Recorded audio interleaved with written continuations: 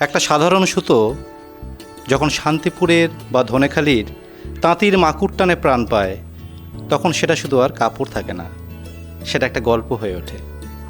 এই গল্পের প্রতিটি ছন্দে মিশে থাকে আমাদের বাংলার তাঁতিদের রক্ত জল করা পরিশ্রম আর পরম মমতা।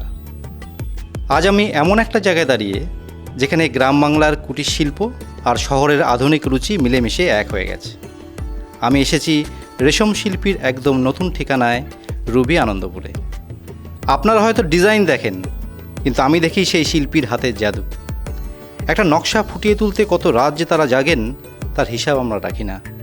রেশম শিল্পী সেই কারিগরদের সম্মান দিয়েই সাজিয়েছে তাদের এক নতুন কালেকশন। এখানে প্রতিটি ভাঁজে লুকিয়ে আছে আভিজাত্য। আর এই শিল্পের উদযাপনটা আরও সুন্দর করতে রেশম শিল্পী তাদের পুরো কালেকশানের ওপর দিচ্ছে 25% ডিসকাউন্ট। উৎসবের আগে বা প্রিয়জনকে উপহার দেওয়ার জন্য এর চেয়ে ভালো সুযোগ আর কি হতে পারে। ঠিকানাটা মনে রাখবেন, রুবি আনন্দপুর। আসুন, বাংলার এই প্রাচীন শিল্পকে একবার ছুঁয়ে দেখুন। কারণ ফ্যাশন তো অনেকেই বোঝে, কিন্তু ঐতিহ্যের কদর কজনই বা করতে পারে।